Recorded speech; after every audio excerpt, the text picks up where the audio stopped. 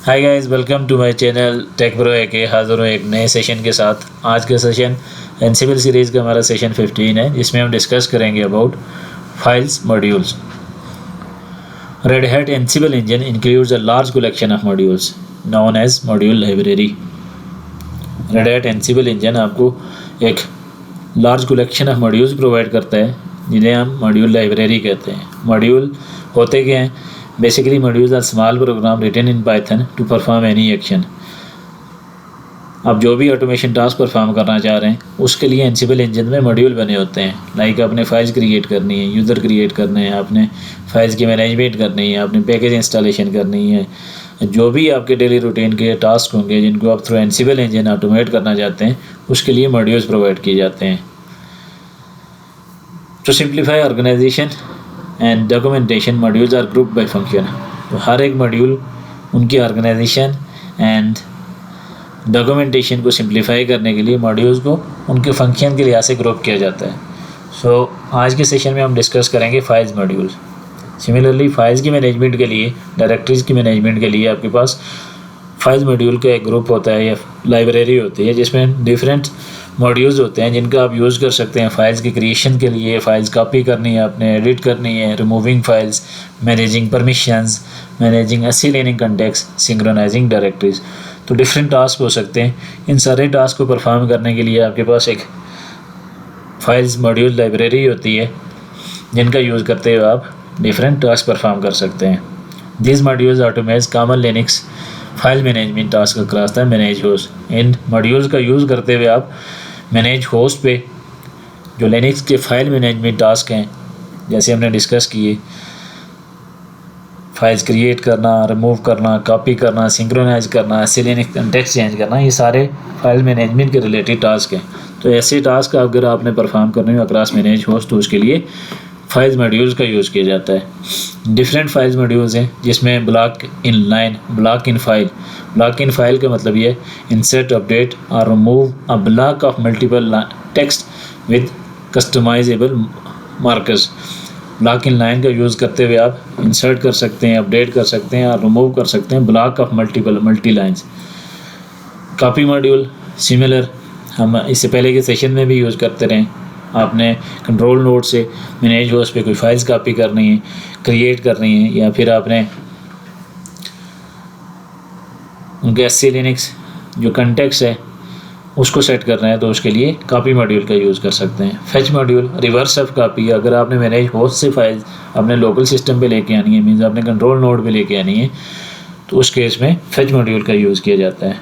फिर आ जाता है file module, manage file attributes. आपने फाइल्स की permission, owner, assigning type, create, remove files, directories, या फिर जो लिंक्स है, hard link and symbolic links, वो क्रिएट करना है, मैनेज करना है, उसके लिए फाइल मॉड्यूल का यूज़ किया जाता है। फिर आ जाता है line in file.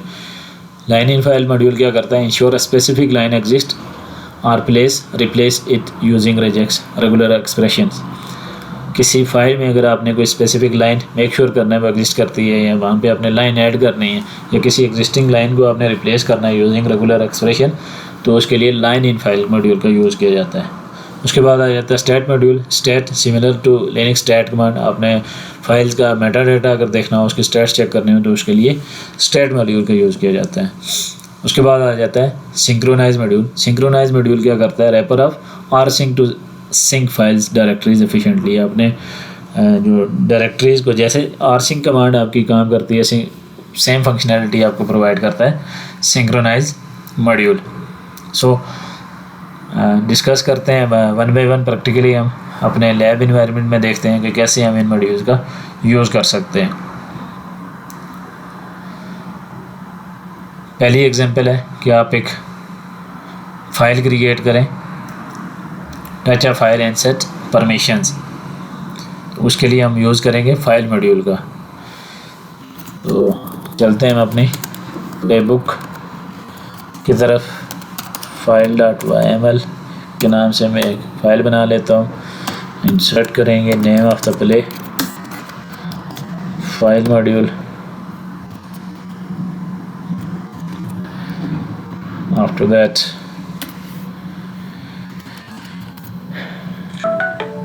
Host mention करेंगे,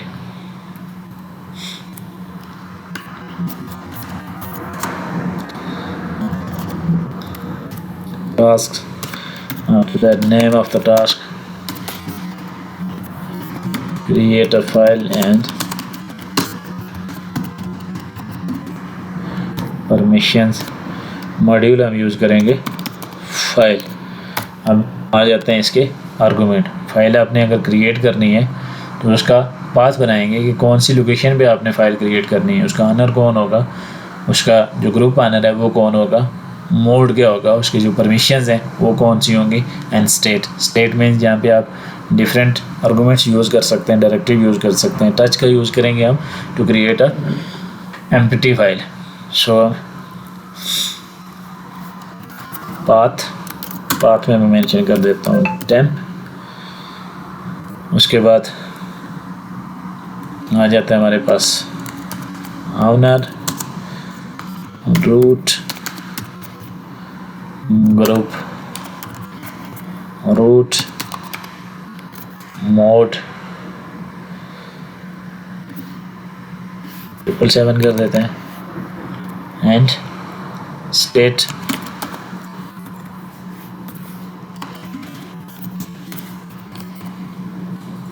touch.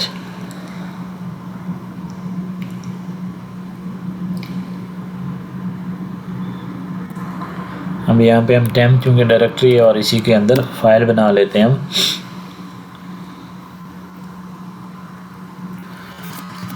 Just file dot txt के नाम से सेव करते हैं फाइल को। सिंटैक्स चेक करते हैं, Ansible playbook hyphen syntax hyphen check and then playbook का नाम इंटर करेंगे। सिंटैक्स ओके है। इससे पहले इस होस्ट पे ls-ldr temp and test file dot txt अगर मैं करूँ तो यहाँ पे ये फाइल अवेलेबल नहीं है। इस नोड पे मैंने क्रिएट करनी है, मैंने होस्ट पे क्रिएट करनी है। Ansible playbook and then playbook को रन करेंगे।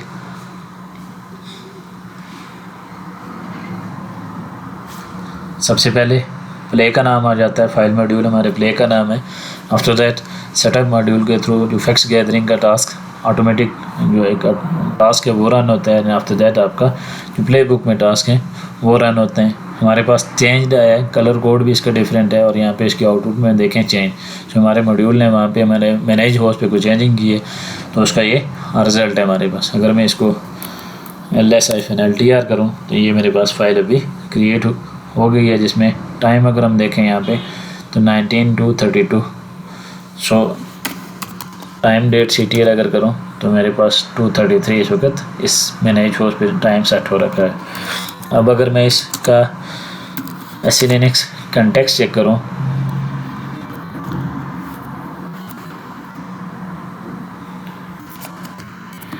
तो इसका SELinux जो कंटेक्स्ट है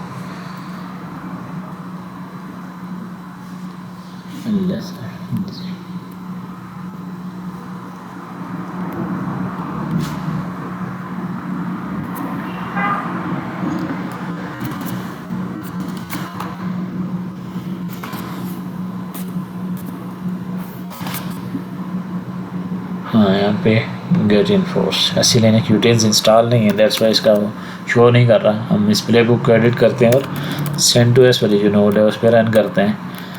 काली की बजाय मैं कर लेता हूँ सेंट नोड।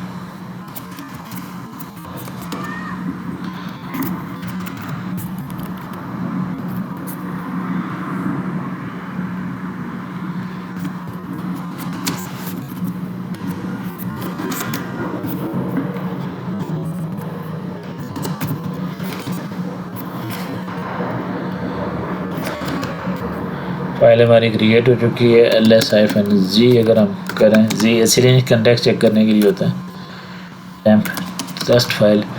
तो इसका SELinux कंटेक्स्ट हमारे पास ये शो हो रहा है usr_temp t। अगर मैं चाहता हूँ कि इसका जो SELinux कंटेक्स्ट है वो चेंज करूँ तो उसके लिए एक एट्रीब्यूट यूज़ होता है sc टाइप का। sc टाइप आप मेंशन कर सकते हैं। सेम फाइल होगी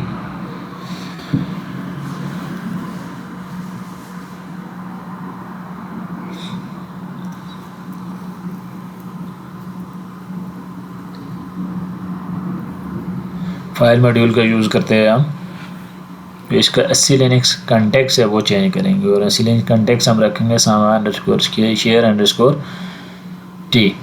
तो उस केस में क्या होगा, हम एससी टाइप, बल्कि उसी फाइल को एडिट कर लेते हैं मॉड्यूल, हम प्ले बुक को एडिट कर लेते हैं file.yml, एंड ये हम ऑलरेडी क्रिएट कर चुके हैं, मोड भी, स्टेट भी, पाथ टू फाइल, और यहाँ पे हम मेंशन करेंगे इसका attribute se type samba underscore share and then state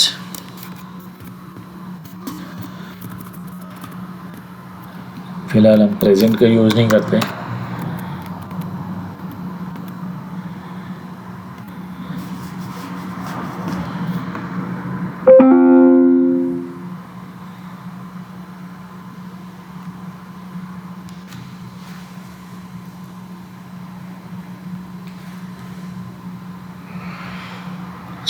हमने एससी लिनक्स टाइप, हमने इसका जो कंटेक्स्ट है एससी कंटेक्स्ट एससी लिनक्स वो हमने चेंज किया है, LS-G करें तो अभी हम देखें तो इसका कंटेक्स्ट चेंज हो गया है, शेयर सामा अंडरस्कोर शेयर अंडरस्कोर टी।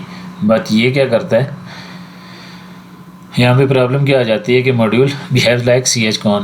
आप एससी लिनक्स से अगर वाकिफ़ हैं तो chcon की एक चेंज कंटेक्स्ट के नाम से एक कमांड यूज़ की जाती है जो कंटेक्स्ट चेंज करता है, बट वो प्रेसिडेंट नहीं होता अक्रॉस द रीबूट्स। यहाँ पर रिस्टोर टर्न की अगर आप कमांड चलाते हैं तो उस वक्त जो उसका कंटेक्स्ट है वो चेंज हो जाता है।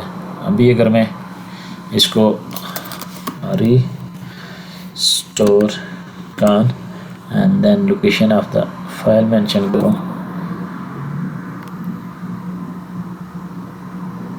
और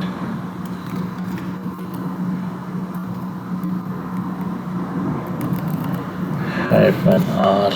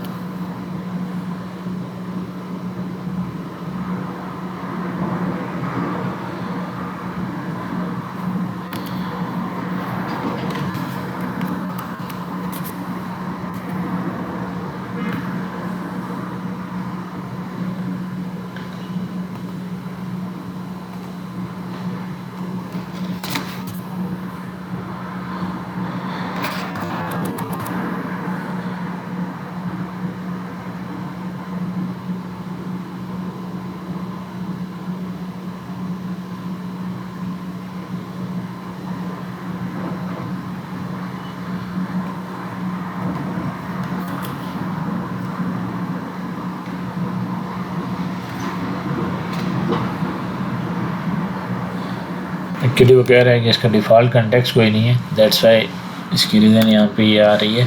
यानी अब ये बिहेव करता है एज ए chcon। हम इस फाइल का जो पाथ है वो चेंज करके देखते हैं एंड देन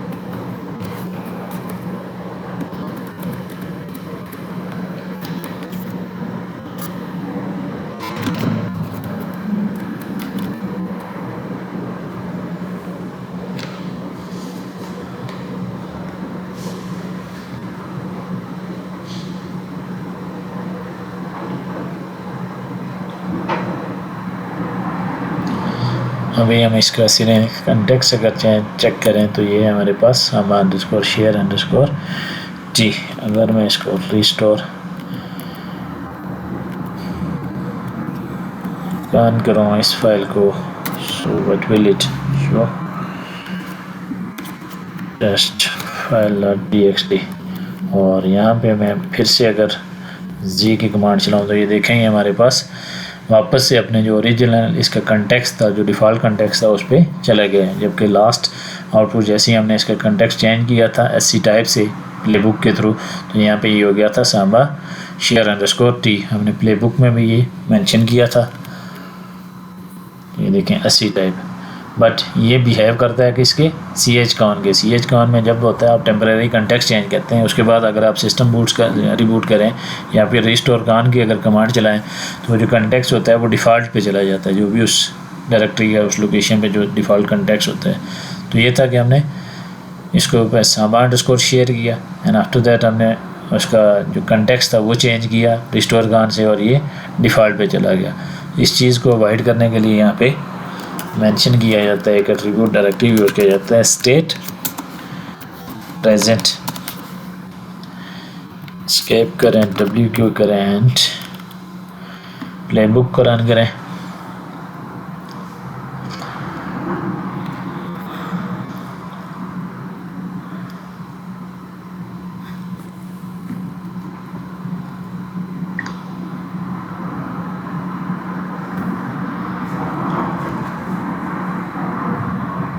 एट्रीब्यूट डायरेक्टिव हम रॉन्ग यूज़ कर रहे हैं, state SC type, state is equal to present and let's see fail change message, the value of state must one be absent directory file hot touch and present, maybe we may present।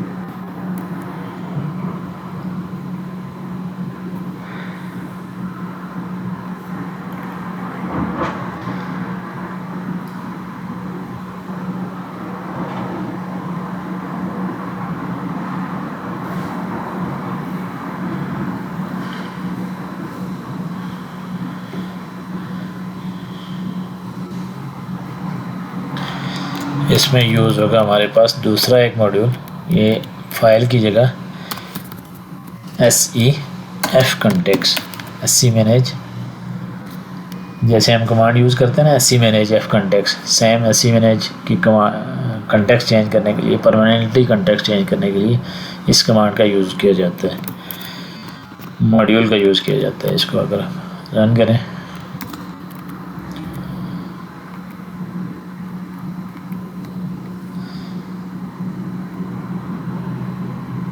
SEF context,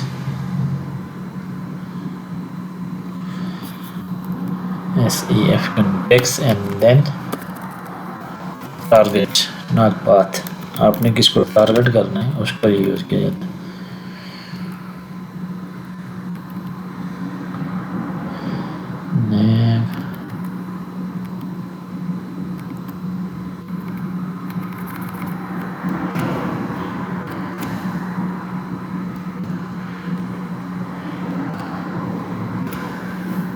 context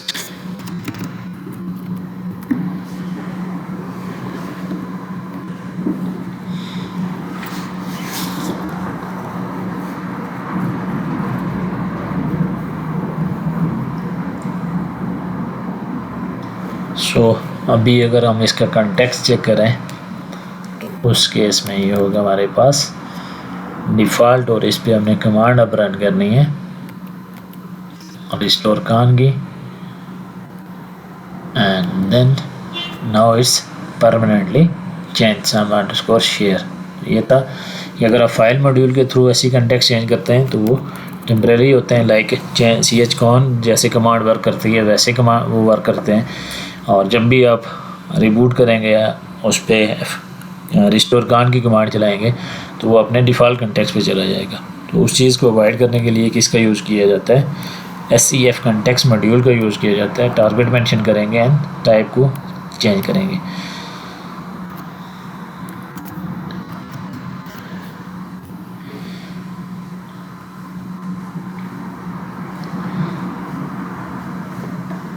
अब ये है कि एक important चीज़ है about SEF context module के बारे में। SE Linux policy default context but does not relabel existing file.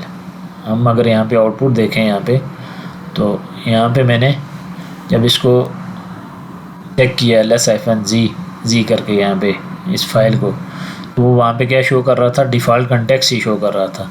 So default context को जो एग्जिस्टिंग फ़ाइल है, ये SEF कंटेक्स्ट उसको चेंज नहीं करता जो ऑलरेडी आपके डिस्क पे फाइल है। इसका ये मतलब होता है कि इस कंटेक्स्ट के साथ जो भी फाइल है उसको इस टारगेट पे जो भी फाइल है उसका कंटेक्स्ट आप चेंज कर दो ऑनवर्ड्स। अगर इसी नाम से फिर से कोई फाइल बनेगी या इस तरह की अगर कोई फाइल बनेगी तो उसका कंटेक्स्ट वो ऑनवर्ड्स चेंज करेगा। तो उसको चेंज करने के लिए आप क्या करते हैं, रिस्टोर कमांड की कमांड चलाते हैं एग्जिस्टिंग फाइल को। ये फाइल क्योंकि हमारे इस लोकेशन पे होम के अंदर टेस्ट फाइल .txt के नाम से ऑलरेडी मौजूद थी, और इसका जो डिफ़ॉल्ट कंटेक्स्ट था वो था unconfined_u ऑब्जेक्ट एंड डिफ़ॉल्ट। वो उस कंटेक्स्ट पे चल रही थी जो उसका ऑलरेडी उस लोकेशन का था। फिर हमने उसका कंटेक्स्ट चेंज किया किसके साथ, रिस्टोर कमांड के साथ, जबकि प्ले बुक इससे पहले रन हो चुकी थी। सो ये जो SEF कंटेक्स्ट है वो क्या करता है, आपके जो डिफ़ॉल्ट कंटेक्स्ट है उसको चेंज करता है। SEF context module update the SE Linux policy default context but does not relabel the existing file को रीलेबल नहीं करता। उसके रीज़न क्या है कि रीलेबलिंग स्लो हो सकती है, डेंजरस हो सकती है, if apply to the wrong path, something admin want to exploit control over. तो कुछ चीज़ें ऐसी हो सकती हैं कि आप उनको रिलेबल ना करना चाहें। तो ये एक डेंजरस होता है कि आप एग्जिस्टिंग किसी फाइल की जब तक आप श्योर ना हो तो उसका SE लिनक्स कंटेक्स्ट चेंज करनी हो। सो SE लिनक्स कंटेक्स्ट क्या करता है, only update the SE Linux policy default file context. इसका मतलब क्या है कि अगर it rights rules into this location, like अगर आपके पास ये एक लोकेशन है etc SE Linux target context files file context .local, इस लोकेशन पे रूल लिखता है। क्या रूल लिखता है कि फ्रॉम नाउ ऑन, अब के बाद फाइल मैचिंग दिस पाथ, जो भी आपने अपने इस पाथ में फाइल मैच दे रखी हैं वो मैच करती हैं तो उनका कंटेक्स्ट चेंज कर दो। But does not touch any file already on the disk, जो कि डिस्क में ऑलरेडी मौजूद है उसका कंटेक्स्ट नहीं चेंज करना। उसके लिए आपको रिस्टोर -rvv की जो कमांड है वो R for recursively, V for verbose के लिए होता है। तो सो रिस्टोर कान की कमांड चला के उसको रीलेबल करना पड़ता है अगर आपकी फ़ाइल ऑलरेडी एग्जिस्टिंग है। तो जस्ट ये रूल ऐड करने के लिए होता है कि आपने रूल ऐड करना है कि अगर from now file matching this path pattern, इस पाथ पैटर्न पे जो भी फाइल्स आएंगी तो उनका आप SE लिनक्स कंटेक्स्ट चेंज कर लें। उसके बाद आ जाता है कॉपी मॉड्यूल। सिंपल, हमने इससे पहले भी देखा था। ls अगर करें तो मेरे पास date.txt के नाम से एक फ़ाइल है, मैं copy.yml के नाम से एक बना लेता हूँ, प्लेबुक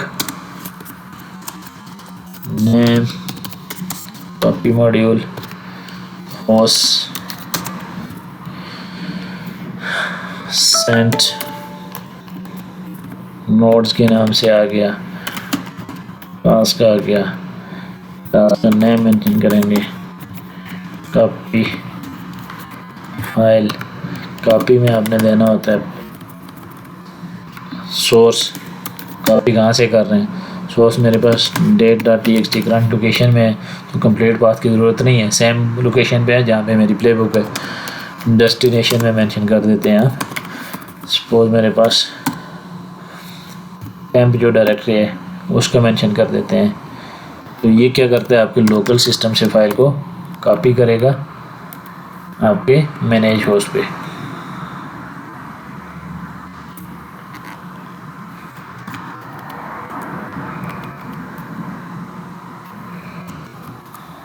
मॉड्यूल को यूज़ करेंगे जो आपने यूज़ करना है।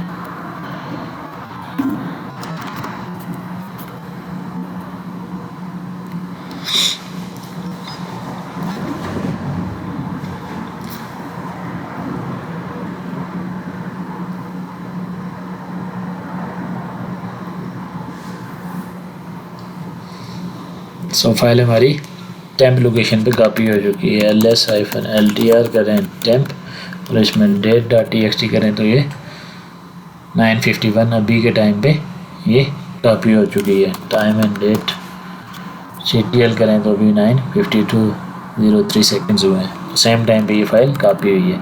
ऐसे कॉपी मॉड्यूल का यूज़ कर सकते हैं। किसी भी मॉड्यूल के बारे में डिटेल अगर देखनी हो ansible-doc एंड देन मॉड्यूल का name, it will show you इसकी आपको डिटेल एंड इसकी एग्जांपल एंड जितने भी इसके आर्गूमेंट्स होंगे वो सारे आपको शो करेगा विद एग्जांपल्स।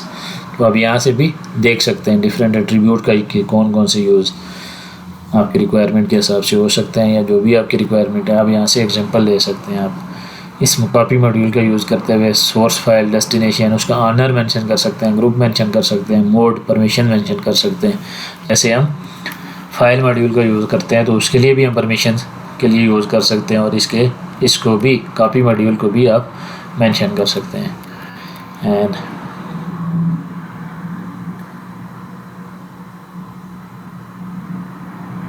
उसके बाद आप वैलिडेशन कर सकते हैं, लाइक कॉपी या न्यू सुडोज फाइल्स आप बनाते हैं after passing validation with vi sudo। तो वैलिडेशन के लिए आप क्या करेंगे, वैलिडेट की आप एट्रीब्यूट यूज़ करेंगे।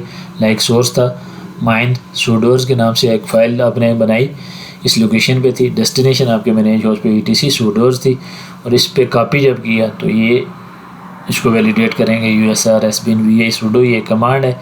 और उसके बाद आप इन एट्रीब्यूट्स का स्विचेस का यूज़ करते हुए उसको वैलिडेट भी करेंगे। तो ये वैलिडेशन के लिए वैलिडेट का एट्रीब्यूट यूज़ होगा। उसके बाद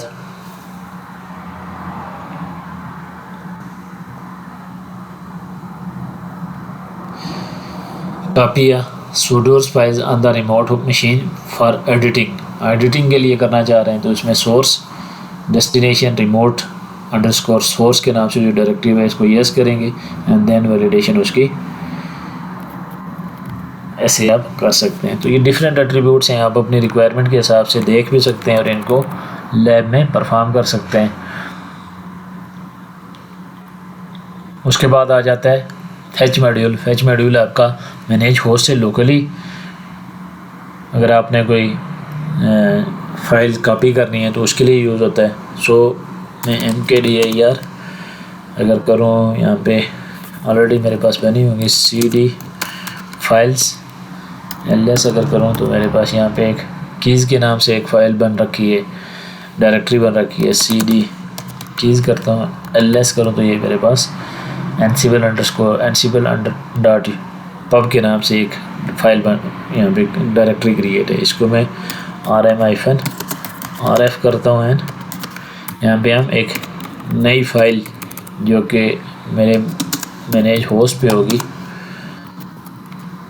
वहाँ से कॉपी करता हूँ। तो उसके लिए vi fetch के नाम से एक मॉड्यूल है, एक यूज़र डिफ़ाइन कर लिया ansible u। मैं चाहता हूँ कि इसके जो मेरा डेस्टिनेशन है, अब सोर्स मेरा क्या है, ये मैनेज होस्ट है, तो उस केस में इसका मेंशन करूँगा मैं वहाँ के पाथ के जो फाइल लेके आनी है मैंने अपने लोकल सिस्टम में। और डेस्टिनेशन इस वक्त मेरा कंट्रोल नोड है, सोर्स मेरा होगा मैनेज होस्ट जबकि डेस्टिनेशन कंट्रोल होस्ट, जबकि हमारा कॉपी के केस में सोर्स हमारा कंट्रोल नोड होता है और डेस्टिनेशन हमारे मैनेज होस्ट होते हैं। तो ये उसका रिवर्स होता है।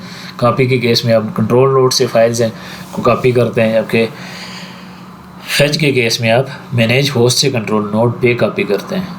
तो ये थोड़ा सा डिफरेंस है, बाकी ऑलमोस्ट सेम है, मीन्स पर्पस डिफरेंस है, सोर्स एंड डेस्टिनेशन भी उस हिसाब से डिफरेंट हो जाते हैं। प्लेबुक फेच को हम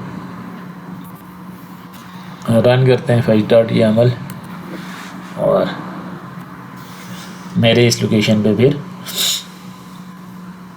एक फ़ाइल क्रिएट हो जाएगी।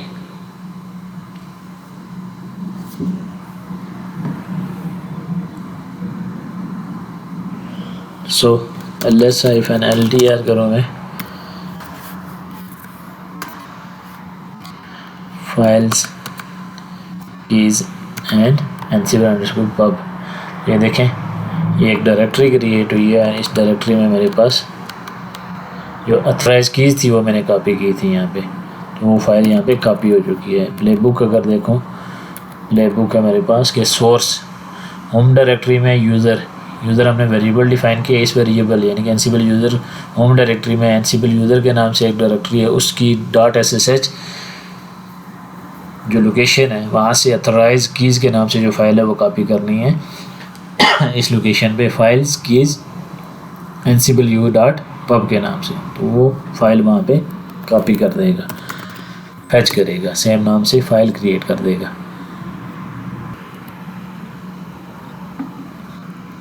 इसी तरह फैच के बारे में अगर आप मज़ीद देखना चाहते हैं कि क्या क्या फंक्शन आप इससे कर सकते हैं या टास्क परफॉर्म कर सकते हैं, एनसीबल डॉक मॉड्यूल का नेम मेंशन करें, सो ये डिटेल आपके पास आ जाती है विद डॉक्यूमेंट के कौन से एट्रीब्यूट का क्या फंक्शन है,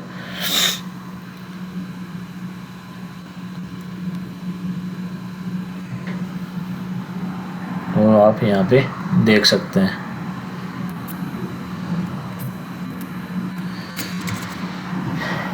डिफरेंट एट्रीब्यूट्स हैं, इनका यूज़ करते हुए आपने डेली रूटीन के जो टास्क हैं वो कर सकते हैं।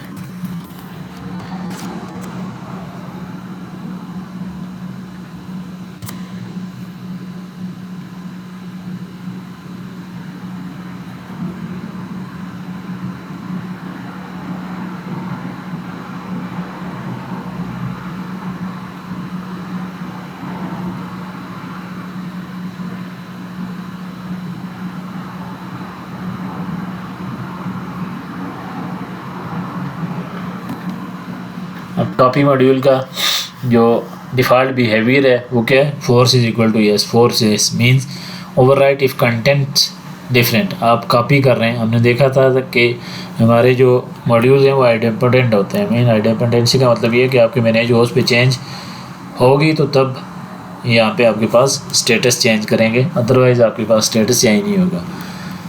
तो आप हर सपोज़ आप कॉपी मॉड्यूल का यूज़ कर रहे हैं और कॉपी मॉड्यूल में आप कुछ चेंजिंग नहीं कर रहे, लाइक सेम फाइल आप बार बार कॉपी कर रहे हैं। मैं अगर एनसीबल कॉपी की अगर यहाँ पे कमांड चलाऊँ तो मेरे पास अभी के टाइम पे, क्योंकि फ़ाइल मैंने एग्जिस्टिंग ऑलरेडी कॉपी कर रखी है, तो मेरे पास चेंज का स्टेटस नहीं आया, यानी कि फ़ाइल तो कॉपी हुई है यहाँ से। मैंने इस होस्ट से जो फाइल थी हमारी वो कौन सी थी, date.txt। अगर इसका कंटेंट यहाँ पे चेंज होगा, मैं इको करता हूँ कंटेंट चेंज के नाम से, मैं date.txt, ये कंटेंट इसका चेंज हो चुका है। अभी अगर मैं इसको रन करूँगा प्ले बुक का तो मेरे पास स्टेटस चेंज होगा। सो डिफ़ॉल्ट बिहेवियर होता है ओवरराइट करना, अगर फाइल ऑलरेडी एग्जिस्ट है उसको ओवरराइट करे, अगर उसका कंटेंट चेंज है तो फिर उसको ओवरराइट करे, एग्जिस्टिंग है तो फिर उसको उसने, और कंटेंट भी उसका चेंज नहीं हुआ तो फिर उसने उसको ओवरराइट नहीं करना। तो डिफ़ॉल्ट बिहेवियर कॉपी का ये होता है।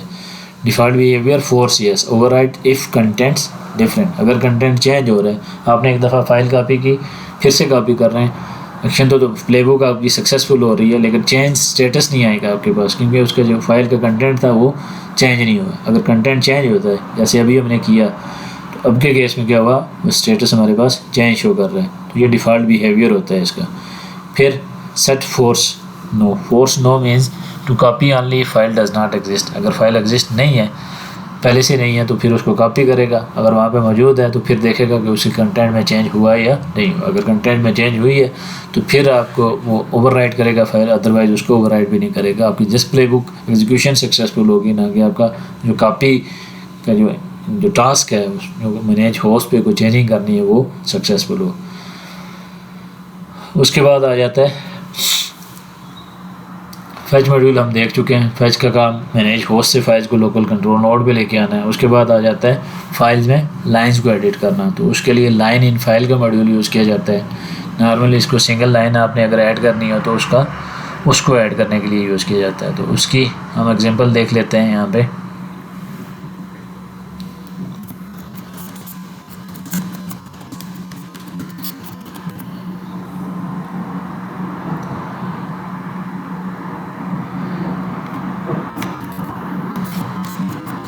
line in file .yml,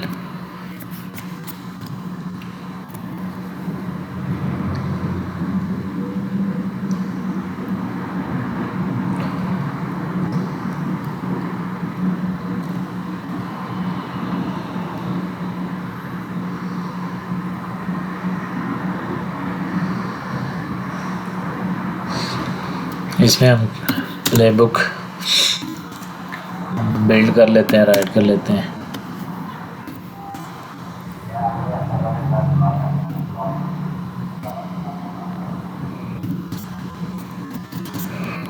name line in file host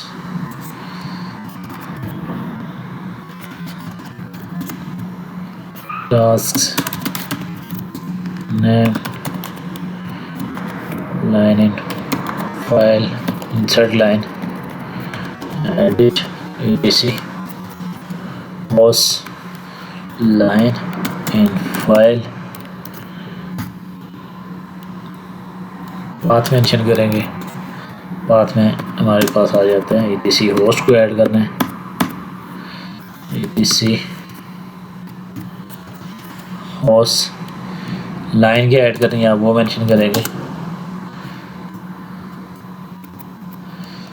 suppose मैं ऐड करता हूँ 192.168.244.192।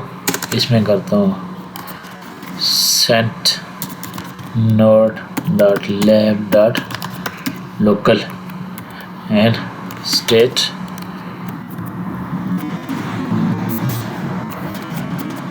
प्रेजेंट। हमने ये लाइन ऐड करनी है। WQ करते हैं एनसीबल प्लेबुक चेक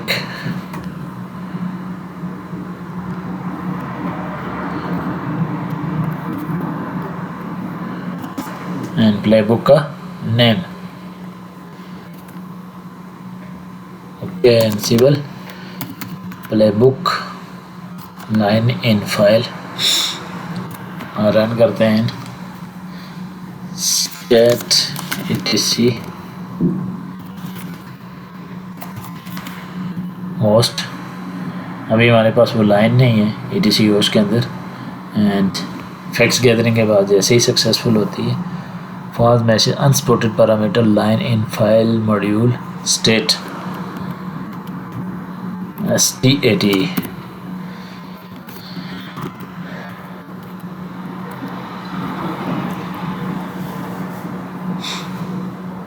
ये चेंज हो चुकी है। अभी अगर हम इसको रीड करें etc होस्ट को तो ये मेरे पास एक लाइन इसमें ऐड हो चुकी है 192.168.244 सेंड node.lab.local के नाम से ये लाइन अभी इसने ऐड की है। तो लाइन इन फाइल का ये यूज़ होता है। उसके बाद आप रेगुलर एक्सप्रेशंस का यूज़ करके किसी पैरामीटर को चेंज कर सकते हैं।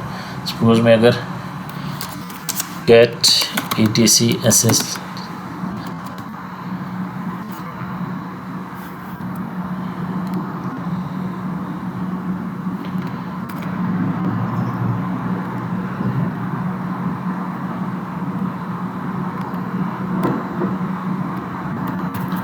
इसमें रूट लॉगिन जो है वो परमिट नहीं होती, उसको देख लेते हैं कि यहाँ पे क्या उसकी स्टेटमेंट है। परमिट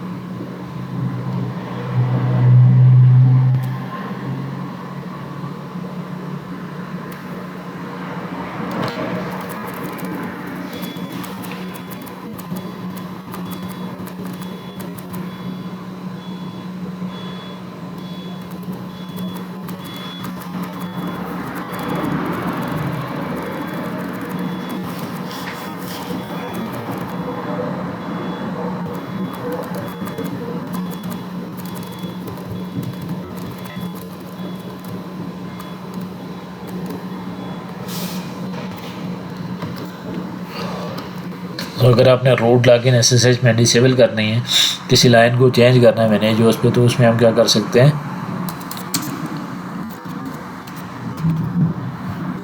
रेगुलर एक्सप्रेशंस का यूज़ कर सकते हैं। लाइक आप प्लेबुक को ऐसे भी मेंशन कर सकते हैं, पाथ मेंशन करेंगे, रेगुलर एक्सप्रेशन का यूज़ करेंगे। जो भी लाइन आपकी इस नाम से स्टार्ट हो रही है उसको आप ऐसे कर दें, उस लाइन को क्या कर देगा, परमिट रूट लॉगिन नो कर देगा। ऐसे भी आप यूज़ कर सकते हैं।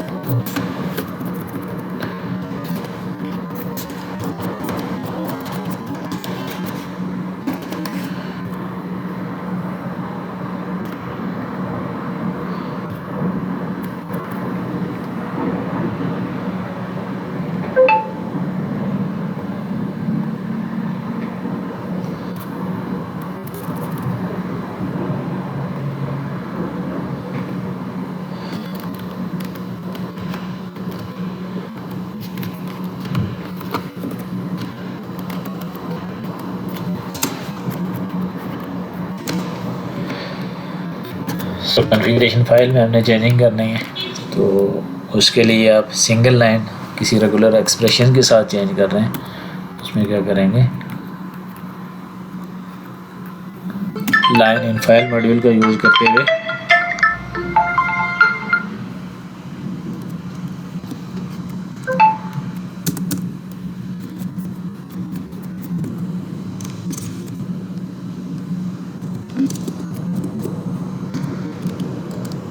चेंजिंग कर सकते हैं।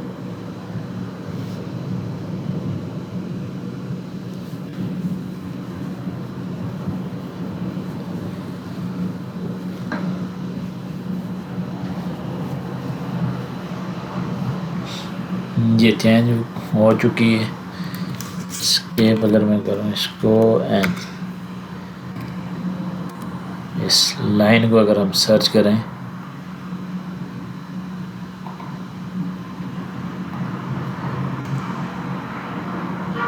परमिट रूट लॉगिन क्या था, yes, and now it should be no, but where we run on Kali node or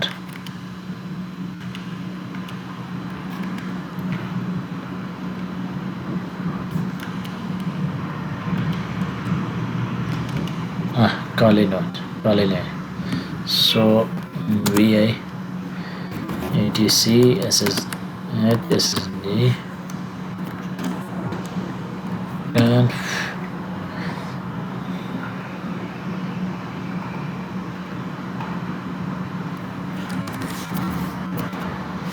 permit root login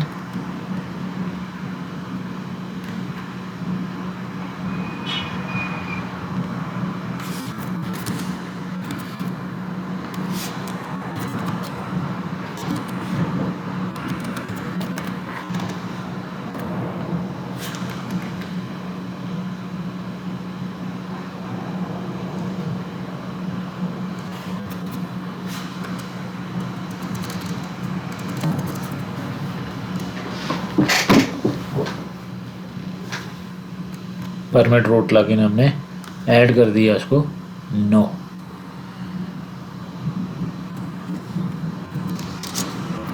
सो ऐसे आप लाइन इन फाइल मॉड्यूल का यूज़ करते हुए इसका अपने जो रिक्वायर्ड सेटिंग्स हैं, कोई एक सिंगल लाइन आपने अगर चेंज करनी है तो उसको यूज़ करते हुए उस लाइन को आप चेंज कर सकते हैं।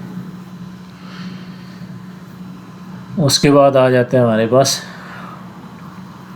अगर आपने ब्लॉक्स ऐड करने हैं, ये तो सिंगल लाइन के लिए लाइन इन फाइल था, और अगर आपने ब्लॉक्स ऑफ लाइंस ऐड करने हैं, मल्टीपल लाइंस ऐड करनी हो, तो उसके लिए ब्लॉक इन फाइल का यूज़ किया जाता है, मॉड्यूल का यूज़ किया जाता है। इसकी जो प्ले बुक है उसको देख लेते हैं। bi ब्लॉक डॉट वाई के नाम से बना लेते हैं, block inline.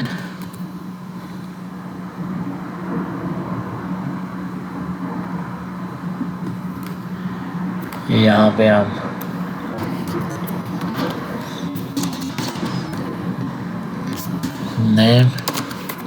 Name of the play block inline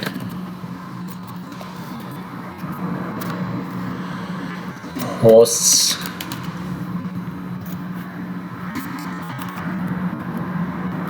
and then tasks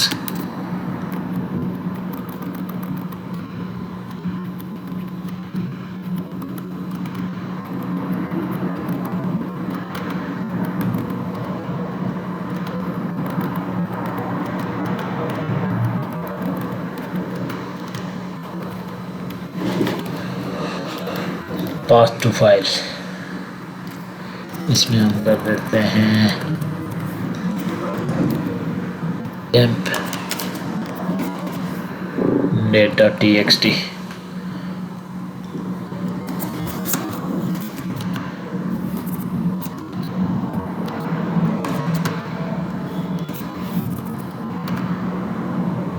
test file को कर लेते हैं।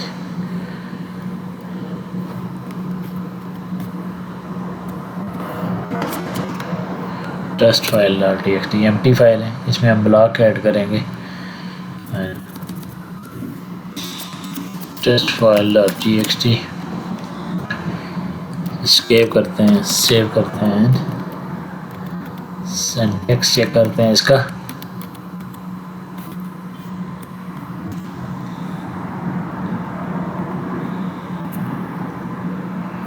ओके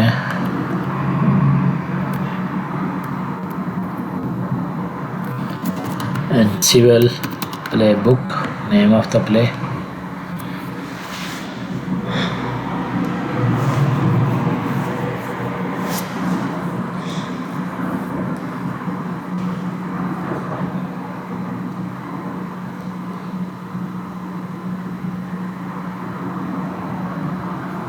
सो अभी अगर हम अपनी इस फाइल को रीड करें तो मेरे पास ये लाइन आ जाती है।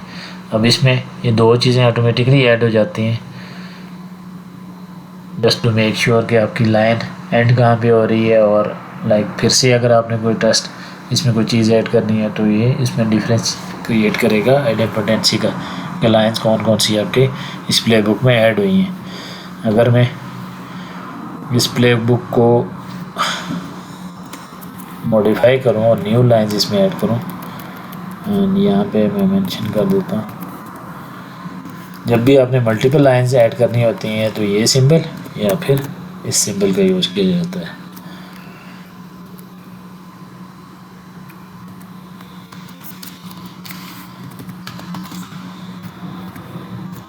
थर्ड लाइन ऑफ टेक्स्ट के नाम से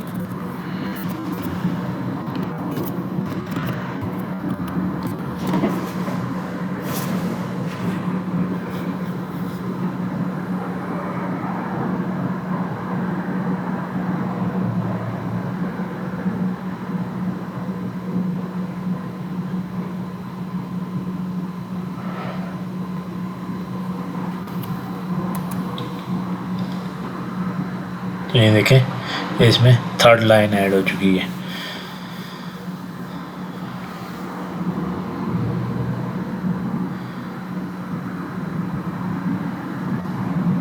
ये उस ब्लॉक को नोटिफाई करने के लिए होते हैं कि आपका ब्लॉक स्टार्ट कहाँ से हो रहा है, एंड कहाँ से हो रहा है। अगर आपने कोई फाइल मैनेज होस्ट से डिलीट करनी है तो फाइल मॉड्यूल का यूज़ करेंगे। फाइल मॉड्यूल में हमने देखा था कि हम state is equal to present करते हैं। जब हमने डिलीट करनी हो तो स्टेट को हम क्या कर देते हैं, एब्सेंट कर देते हैं। फाइल डॉट YAML को देखें तो यहाँ पे स्टेट क्या था, प्रेजेंट। यहाँ भी हम कर देंगे फाइल पाथ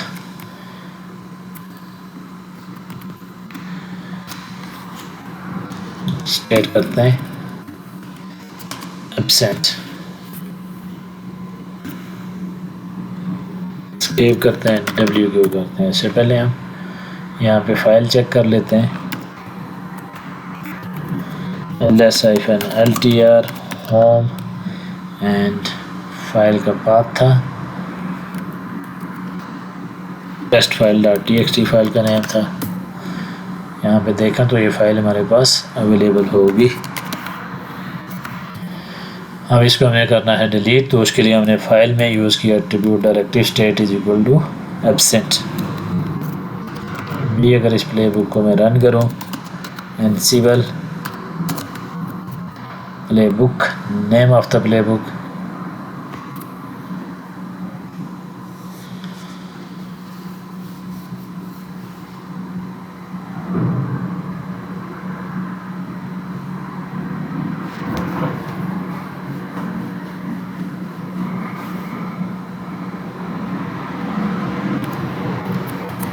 अभी ये देखें हमारी फाइल यहाँ से डिलीट हो चुकी है। सो इस तरह से डिफरेंट जो एट्रीब्यूट्स हैं, डायरेक्टिव हैं, उनका यूज़, आर्गूमेंट्स हैं, किसी भी मॉड्यूल के यूज़ करते हुए आप उसका स्टेटस चेक कर सकते हैं, उस टास्क को परफॉर्म कर सकते हैं। उसके बाद आ जाता है आपके पास, अगर किसी फाइल का स्टेटस चेक करना हो तो उसको कैसे आप चेक करते हैं। अगर मैं यहाँ पे इस फाइल का स्टैट कमांड का यूज़ करूँ, होम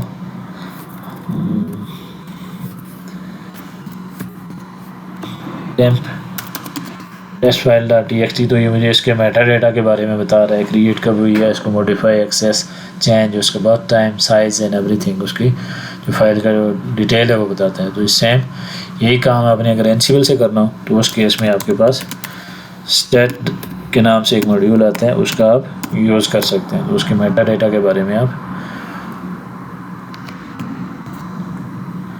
देख सकते हैं, जान सकते हैं फाइल के मेटा डेटा के बारे में। तो इसको देख लेते हैं हम। लाइक आपने किसी फाइल का चेकसम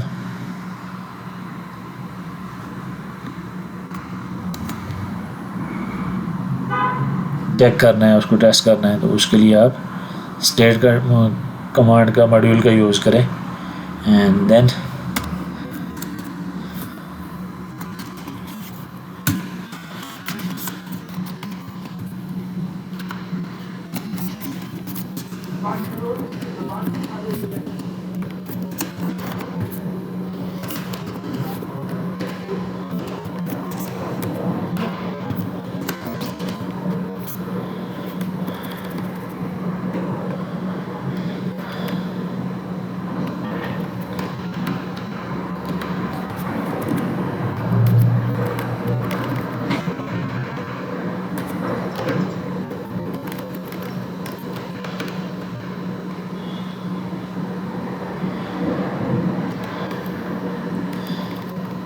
रजिस्टर मॉड्यूल हमने देखा था, ये रिज़ल्ट को कैप्चर करने के लिए होता है। ये चेकसम एल्गोरिथम MD5 रजिस्टर और रिज़ल्ट, एंड फिर हम यूज़ करेंगे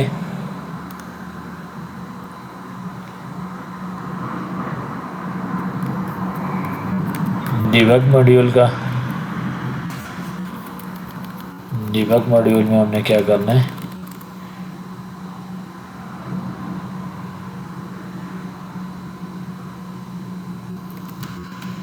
मैसेज प्रिंट करना है। यहाँ पे मेंशन करेंगे नेम ऑफ द टास्क जो आपने परफॉर्म करना है, नेम शो चेकसम। अब यहाँ पे हम रजिस्टर वेरिएबल का यूज़ करते हुए और रिज़ल्ट, जो भी रिज़ल्ट होगा हमारे पास इस टास्क का, इस रजिस्टर के थ्रू, इस डायरेक्टिव के थ्रू, एट्रीब्यूट के थ्रू रजिस्टर में हम इसकी आउटपुट कैप्चर करेंगे और इस आउटपुट में से हमने फिर मैसेज डिस्प्ले करना है उस चेकसम का। लाइक ये इस जो भी इस पाथ पे फाइल होगी उसका चेकसम MD5 चेकसम जो होगा वो कैप्चर हो जाएगा रिज़ल्ट में, और रिज़ल्ट के थ्रू हम इसका यूज़ करते हुए स्टेट मॉड्यूल का इसको डिस्प्ले करेंगे। The checksum of the file is result, ये वेरिएबल, ये जो वैल्यू है, इसमें जो भी वैल्यू है डॉट स्टेट इस मॉड्यूल का नाम, एंड देन चेकसम, जो उसमें जो चेकसम के नाम से जो वैल्यू होगी उसको डिस्प्ले करना है। सो पाथ टू फाइल में हम पाथ दे देते हैं,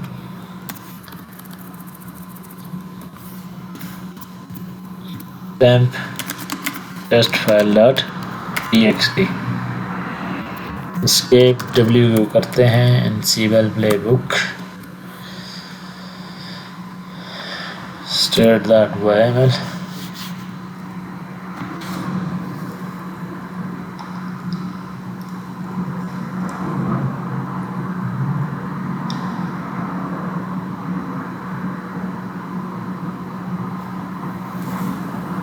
तो यहाँ पे उसने उसका चेकसम शो कर दिया। The checksum of file is this XYZ जो भी है। अगर मैं इस फाइल को एडिट करूँ यहाँ पे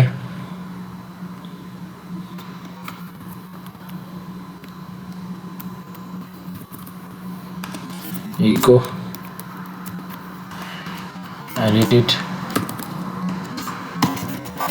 एनीथिंग मॉडिफाई कर देते हैं। फिर से अगर मैं इसका चेकसम चेक करूँ यहाँ पे 5E57F at the end and now its value will be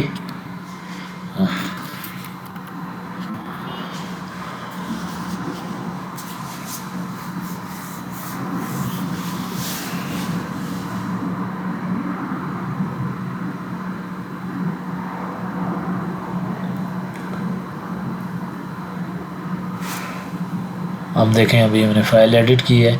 इसका चेकसम अभी 24 DCF जबकि यहाँ पे 5E57F डिफरेंट था। तो ये था कि कैसे आप स्टेट के बारे में मेटा डेटा के बारे में चेक कर सकते हैं। उसके बाद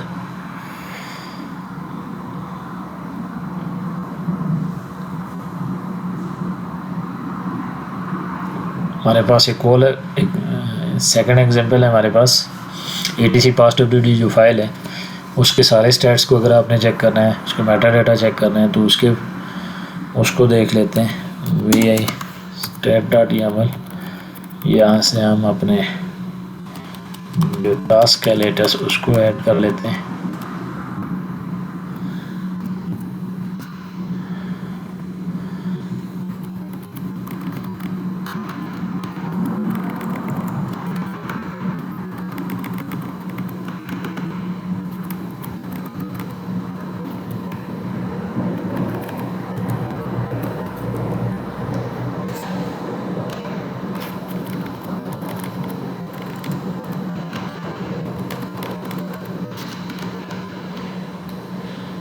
escape wq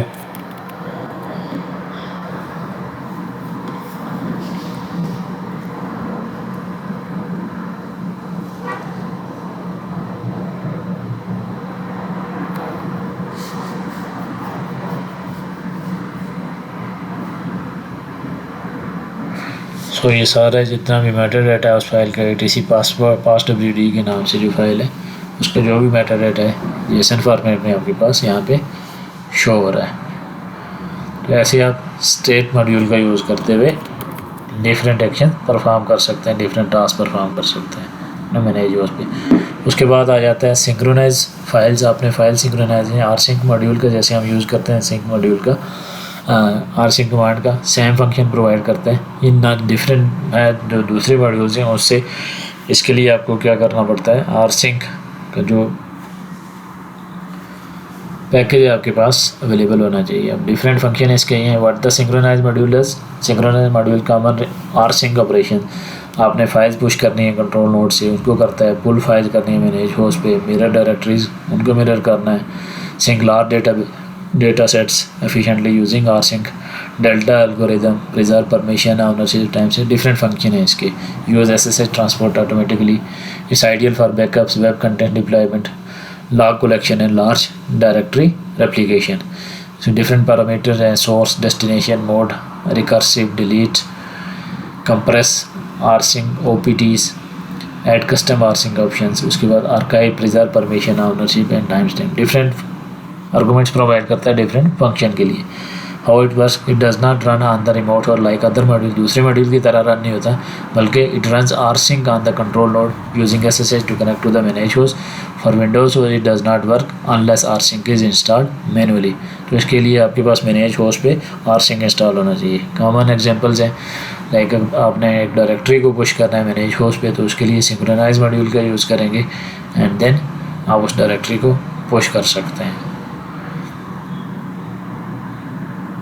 delete is equal to yes, delete का मतलब क्या है, remove files on the destination that do not exist on the source. वहाँ पे रिकर्सिवली आप यस कर रहे हैं और कुछ फाइल्स ऐसी हैं जो आपके सोर्स पे नहीं है, तो वो फाइल वहाँ से क्या कर देगा, डिलीट कर देगा अगर आपके मैनेज होस्ट पे अवेलेबल है। तो इसकी एग्जांपल देख लेते हैं।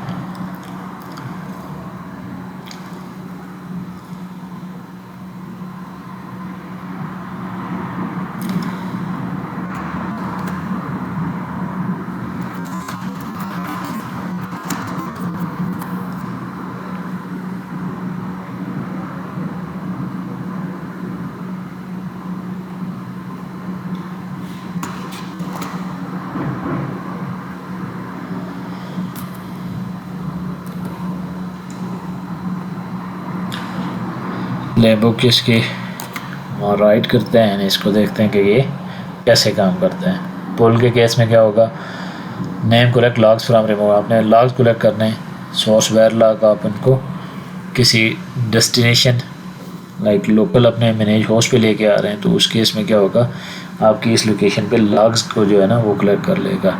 इसी तरह आपने अगर बैकअप्स लेने होते हैं तो उसमें भी आपके पास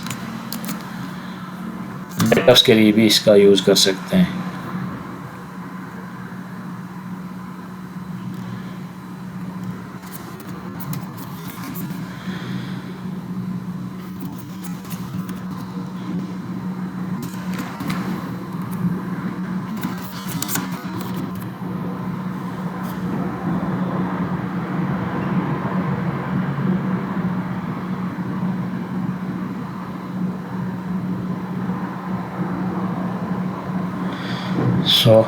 एक प्लेबुक हम बिल्ड करते हैं जिसके थ्रू हम यूज़ करेंगे, जिसका यूज़ करते हुए हमने लॉग्स कलेक्ट करने हैं अपने मैनेज होस्ट के।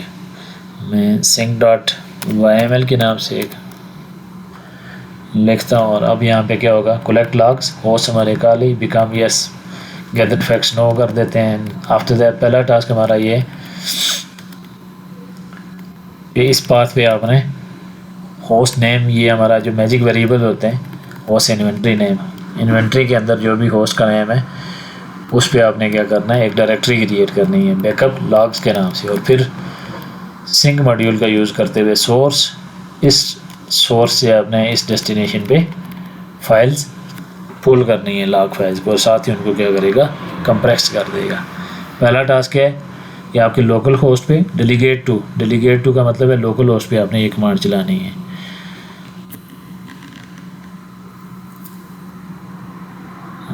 अब इस चीज़ का हम यूज़ क्यों कर रहे हैं, नॉर्मली हमने देखा था कि जब आपने नॉन SSH कनेक्शंस होते हैं, आप मैनेज होस्ट को कनेक्ट करते हैं तो उस केस में SSH कनेक्शन का यूज़ किया जाता है, और उसमें एक प्रोटोकॉल का जो यूज़ होता है वो होता है स्मार्ट, वो SSH का यूज़ करते हुए आपका जो कनेक्शन मेथड होता है वो बिल्ड करते हैं, कनेक्शन बिल्ड करते हैं। अब लोकल होस्ट पे कमांड आपने बिल्ड करनी होगा, कमांड्स अगर रन करनी हो तो उसके लिए लोकल होस्ट के कनेक्शन में जो प्रोटोकॉल यूज़ किया जाता है वो लोकल के नाम से ही होता है। तो उसमें डिफरेंस क्या आ जाता है, आपके जो मैनेज होस्ट जो आपकी कॉन्फ़िगरेशन फाइल है ansible.cfg, उसमें जो आपने पैरामीटर डिफ़ाइन कर रखे होते हैं, लाइक आपने रिमोट यूज़र डिफ़ाइन कर रखा है वो, और आपका जो मैनेज होस्ट पे जो आपका लोकल यूज़र है जिसके थ्रू आप कमांड्स रन कर रहे हैं, अगर उनकी परमिशन डिफरेंट है, अब चूँकि प्रोटोकॉल डिफरेंट यूज़ हो रहा है तो वो उसमें जो कंसिक्वेंसेस है उसके डिफरेंस हो सकते हैं, उसके रिज़ल्ट डिफरेंट हो सकते हैं। उस चीज़ को बचने के लिए आप या तो कनेक्शन मेथड चेंज करेंगे या फिर आप इसका डेलीगेट टू का यूज़ करेंगे। Delegate two is one of the most important concept in Ansible when using module like synchronize, fetch, templates or anything that must run on the control node instead of the remote host। ये delegate to एक important है जब आप fetch का या copy module का या synchronise का इस तरह के मॉड्यूल आप यूज़ करते हैं अपने लोकल होस्ट पे कोई कमांड रन करने के लिए। अब ये करता क्या है, it tells Ansible run this test on control node not on the remote host, क्योंकि आपके जो यहाँ पे आपने बता रखा है होस्ट, आपने मैनेज होस्ट का नाम मेंशन कर रखा है, जबकि आपने ये वाला जो टास्क परफॉर्म करना है ये लोकल होस्ट पे परफॉर्म करना है। ये टास्क आपका कहाँ पे है, मैनेज होस्ट पे है। रिमोट होस्ट पे। इनमें से एक टास्क आपका ये आ गया जो आपने लोकल नोड पे परफॉर्म करना है, कंट्रोल नोड पे। तो उसके लिए फिर आप ये डेलीगेट टू का एट्रीब्यूट डायरेक्टिव यूज़ करेंगे, उसको बताएंगे कि ये टास्क आपने लोकली परफॉर्म करना है एंड ये टास्क आपका इन वाले होस्ट पे होगा। जितने भी होस्ट होंगे, ये जितने भी नॉर्मल टास्क होते हैं वो कहाँ पे रन होते हैं, ये होस्ट एट्रीब्यूट पे। सो इस चीज़ को अवॉइड करने के लिए डेलीगेट टू का यूज़ किया जाता है। जो टास्क आपने किसी स्पेसिफिक होस्ट पे रन करना हो तो उसके लिए यूज़ किया जाता है। सो पहला टास्क क्या करेगा, बैकअप लॉग्स के नाम से एक डायरेक्टरी बनाएगा लोकल होस्ट पे एंड देन उस पे आपने सिंक्रोनाइज मॉड्यूल का यूज़ करते हुए लॉग्स जितने भी हैं मैनेज होस्ट के, इस काली लिनक्स के वेर लॉग में जो भी चीज़ें पड़ी हुई हैं लॉग्स हैं, उनको इन्वेंट्री होस्ट नेम के साथ backup logs inventory host name, जो भी इन्वेंट्री के अंदर इसका होस्ट नेम है काली के नाम से ये। अगर यहाँ पे हम होस्ट नेम देखें तो यहाँ पे my Kali web dot example dot local है, जबकि मैं अगर इन्वेंट्री की बात करूँ तो इन्वेंट्री में मेरे जो होस्ट नेम है वो काली के नाम से, सिर्फ काली के नाम से। सो वो बैकअप लॉग्स काली इस नाम से फाइल बनाएगा और उसमें जो आपके जितने भी जो लॉग्स हैं वो कलेक्ट करेगा। तो प्लेबुक को हम करते हैं रन। अब लोकल होस्ट पे उसने क्या किया, डायरेक्टरी क्रिएट कर दी है, उसके बाद वो लॉग्स को पुल करेगा। ये देखें यहाँ पे इंश्योर डेस्टिनेशन डायरेक्टरी एग्जिस्ट और इसको परफॉर्म किया है कहाँ पे, लोकल होस्ट पे। लोकल होस्ट पे उसने काम किया है बैकअप एंड लॉग्स के नाम से डायरेक्टरी की क्रिएट की है। अब लॉग्स जितने भी हैं उसने वेयर लॉग्स यहाँ से जो इस लोकेशन पे लॉग्स थे वेयर लॉग्स एलएस करें तो ये फाइल्स वहाँ पे आपके लोकल होस्ट पे लेके, और लोकल होस्ट पे ls-ld हम करें बैकअप लॉग्स, तो ये लॉग्स हमारे 19 आज की डेट में 10:33 आपके लोकल होस्ट पे क्रिएट हुए हैं। टाइम डेट CTL अगर करके बताऊं तो 10:33 हमारे पास टाइम हुआ है, अभी 10:34 टाइम हुआ है। तो अभी इसने ये लॉग्स के नाम से बैकअप के नाम से फाइल क्रिएट की। बैकअप लॉग्स ls अगर क्रिएट करें तो यहाँ पे देखें होस्ट नेम 192.168.244.1.194 के नाम से उसने एक डायरेक्टरी बना ली, जो भी होस्ट का नाम था 192। अब इन्वेंट्री अगर मैं आपको दिखाऊं, नोड्स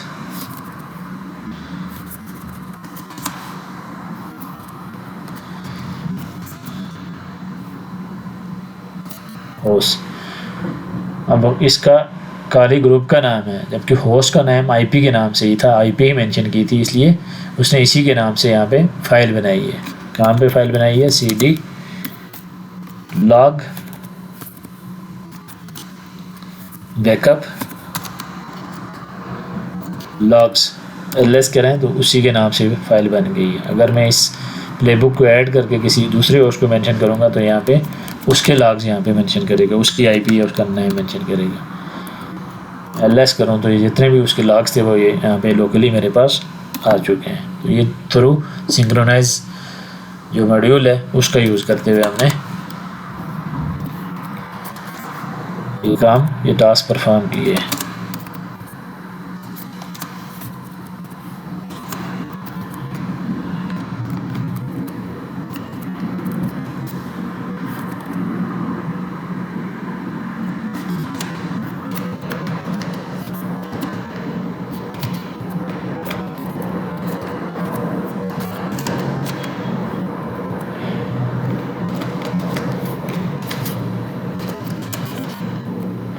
अब अगर यहाँ पे मैं काली के बजाय क्या कर दूँ, सेंड नोड्स दूँ, जो सेंड नोड का इन्वेंट्री के अंदर नाम है। ये मैजिक वेरिएबल हमने मैजिक वेरिएबल वाले सेक्शन में देखे थे, सेशन में हमने देखे थे कि मैजिक वेरिएबल क्या होते हैं। तो ये किसी आपके लोकली डिफाइन नहीं होते हैं, ना ही आपके मैनेज होस्ट पे फैक्ट्स के थ्रू होते हैं। मेरे मैजिक वेरिएबल होते हैं जो कि एनसिबल आपको प्रोवाइड करती है, जिसका यूज़ करते हैं आप डिफरेंट टास्क को परफॉर्म कर सकते हैं। डिफरेंट टास्क में आप इसको यूज़ कर सकते हैं। सो इन्वेंट्री होस्ट नेम, इन्वेंट्री में आपके होस्ट का है जो आपके ऊपर होस्ट मेंशन कर रखे हैं। सेंट नोड्स के नाम से मैं अगर मेंशन करूँगा उसमें जितने भी होस्ट होंगे उनके जो नाम होंगे उनसे ही वो फाइल क्रिएट करेगा या उनसे इनको कॉल करेगा। अब अभी अगर मैं इस प्ले बुक को रन करूँ तो मेरे पास एक और लॉग फाइल बन जानी चाहिए 192.192 के नाम से।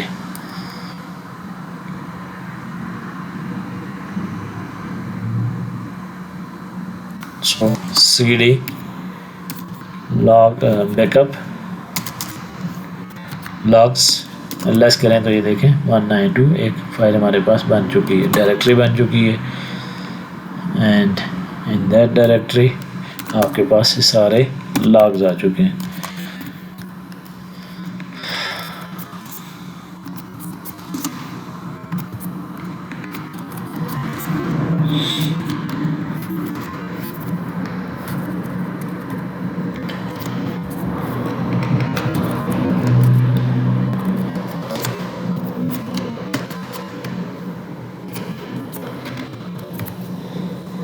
सो इस तरह हम डिफरेंट मॉड्यूल को यूज़ करते हुए फाइल्स मैनेजमेंट कर सकते हैं।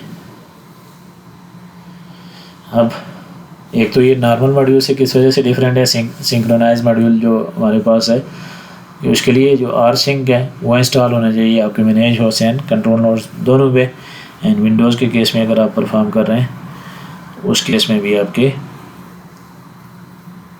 rsync जो पैकेज है वो इंस्टॉल होना चाहिए। बाकी जबकि rest of the package modules हैं उनके लिए स्पेशल किसी पैकेज की ज़रूरत नहीं होती, जस्ट आपके पास पाइथन एंड विंडोज़ के केस में .NET फ्रेमवर्क एंड पावरशेल 3.0 और इससे above and PowerShell reporting enable होनी चाहिए। ये चीज़ हमने ऑलरेडी डिस्कस की थी अपने सेशन में। सो ये था आज का सेशन कि कैसे आप डिफरेंट फाइल मॉड्यूल का यूज़ करके फाइल्स मैनेजमेंट कर सकते हैं। सो नॉर्मल टास्क में अपने फाइल्स क्रिएट करनी है, डायरेक्टरीज क्रिएट करनी है, रिमूव करनी है, लाइंस एडिट करनी है, उसमें ब्लॉक्स को ऐड करना है या उसमें एडिट करना है, तो उस केस में आप डिफरेंट मॉड्यूल का यूज़ कर सकते हैं। लिनक्स कंटेक्स्ट आपने चेंज करने हैं, डायरेक्टरीज़ को सिंक्रोनाइज़ करना है, तो ये सारे मॉड्यूल्स आपके डेली रूटीन के जो टास्क हैं उसके लिए यूज़फुल हैं। वीडियो को एंड तक लाजमी देखें, चैनल को सब्सक्राइब करें, लाइक फॉलो एंड शेयर करें।